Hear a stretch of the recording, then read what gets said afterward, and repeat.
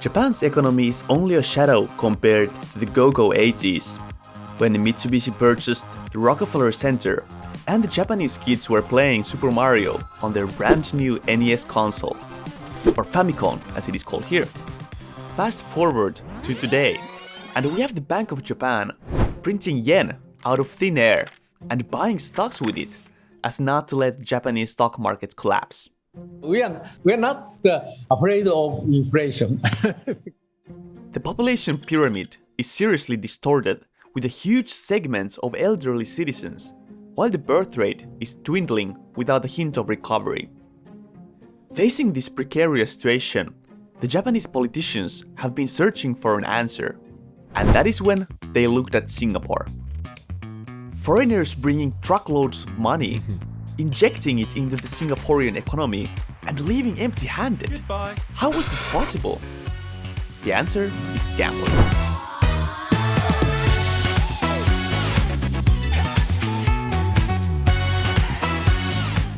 Marine Bay Sands and Resorts World Sentosa, two extremely profitable casinos, or IR facilities as they are called here.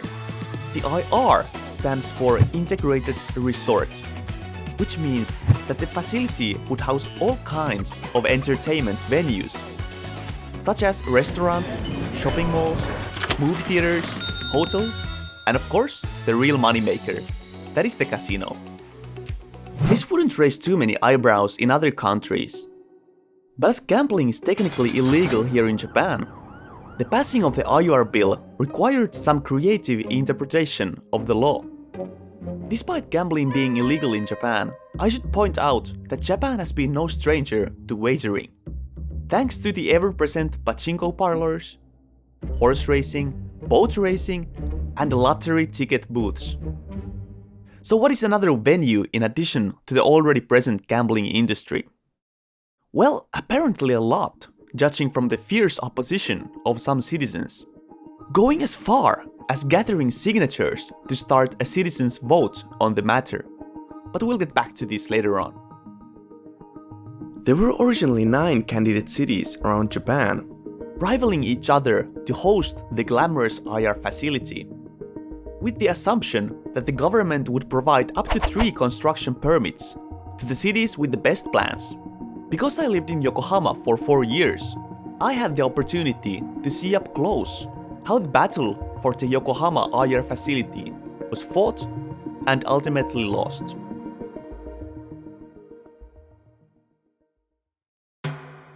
The story starts with the city of Yokohama looking at their financials and realizing that as the population grows old, they will have some really difficult choices to make.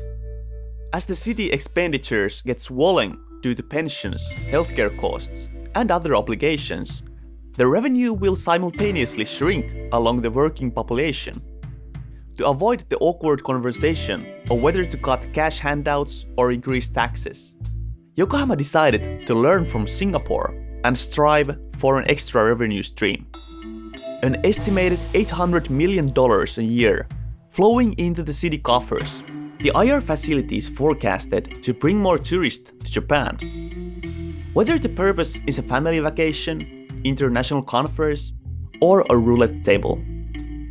The construction of the IR facility alone is set to stimulate the economy by around $10 billion through the so-called trickle-down economics. If Keynesian economics is your thing, that is.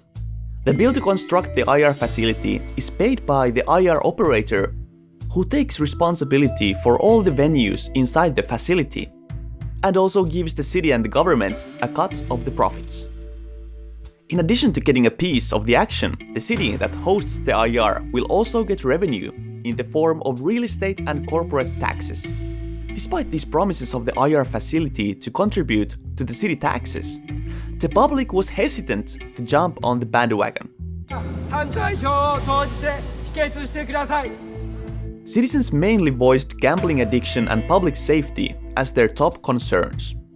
When it comes to gambling addiction, Japan already has one of the largest number of problem gamblers in the world.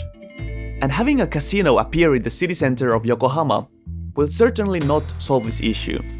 The government has admitted the risk of creating more addicted gamblers and have promised to take actions towards it. The IR facilities will impose a $60 entrance fee on Japanese nationals and visa holders living in Japan, as well as limit the time they can enter the casino to 3 times a week or 10 times a month. If you are a foreigner visiting Japan, however, go on right ahead, and the drinks are on the house. The planners are also showing their responsibility by not having ATM machines inside the casino area and not allowing advertisements outside the IR facility. Let's just hope they won't discover the FPOS loophole, as the Australians did. Alright, so problem gambling solved. What's next? Oh yeah, the deterioration of public safety. みたいなもので、僕自身ギャンブルやらないんですけど、ギャンブルを公的なギャンブルにすると、どうしてもなんて言うんだろうな、やや暴力的な、そういうものが、入ってくるような気がして、反社会というのねが入ってくることによって治安が悪化するんじゃないかっていう心配をします。To be honest, it is difficult to prove that opening a casino leads to public safety issues, as you can find case studies in either direction. Want to argue that casinos are bad? Well, you can point to the Korean casino of Gangwon-land that is riddled with prostitution, loan sharks and casino homeless. Trying to convince someone in the other direction? You can just refer to the Singaporean casino of Marine Bay Sands that has shown data of decreasing crime rates after opening. The overall evidence seems to be inconclusive, so I would think that rather it being casinos that cause the worsening of public safety, they can act as sort of a matchbox that starts the fire if the other underlying conditions are in place. What are these conditions exactly? Think of the overall economy, the levels of corruption and crime in the country, the security measures enforced by the casino and so on. But I digress. Despite the efforts from Yokohama City to get the understanding of its citizens towards the IR facility, the resistance was fierce. The city mayor at the time was Hayashi Fumiko, and she would go from district to district to talk with the citizens about the IR. When reading the records of what the citizens asked the mayor, it was apparent that many felt that their voice was not heard in the IR decision process. Some citizens felt frustration to the point where they started to gather signatures for a petition to initiate a citizens' vote on the matter. The number of signatures that they managed to gather was over triple the amount needed, so the petition proceeded into the city council for a vote. Unfortunately for these citizens, however, the city council voted to reject this petition, thus blocking a citizens' vote. However, it didn't take long for the citizens to strike back. Yokohama was scheduled to have a city mayor election in August 2021, and many citizens took this opportunity to make their mind known. One of the candidates, Yamanaka Takeharu, was an outspoken IR opposer. He also had expertise on the medical field, which most likely added to his popularity at the time of a pandemic. And just like that, Hayashi Fumiko walks out the door as the new mayor Yamanaka Takeharu walked in. And shortly after the election, Yamanaka publicly declared that Yokohama would abandon the bid for IR. As Yokohama left the race, the remaining cities would now be Osaka, Wakayama, and Nagasaki.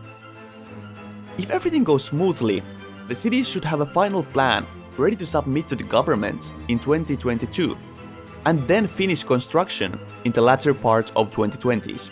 It is still very hard to ignore the question that should these IR facilities be built, who will they ultimately serve, and who will be worse off because of them? If Japan tries to implement the same model as Singapore did, Japan needs a steady flow of tourists willing to gamble at these casinos. Yes, I know the IR facility is more than the casino, but even Yokohama city officials have admitted that the casino revenue is the backbone that keeps the whole concert going.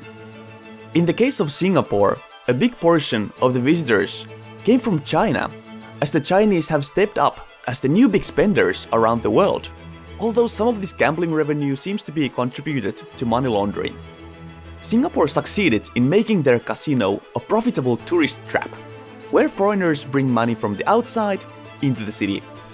If the Japanese IR fails to attract foreign tourists, the possible scenarios could range from a ghost casino to a scenario similar to Korean's Gangwon Land, meaning that it is the citizens themselves who get eaten by the casino, to profit the foreign conglomerates and the city coffers.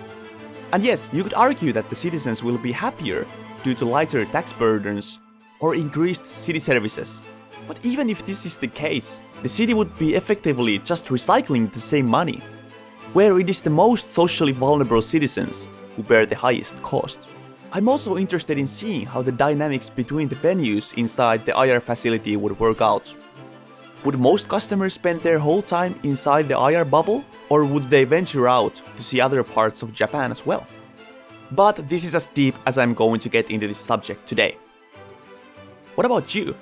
Are you in favor of the IR facility to be built in Japan? What if it was your own neighborhood? Or maybe you already have gambling venues in your country? If so, tell me in the comments if you think your country is better or worse for it, and why. Likes and subscriptions also help me continue doing these videos, so drop one if you're feeling generous. See you in the next one.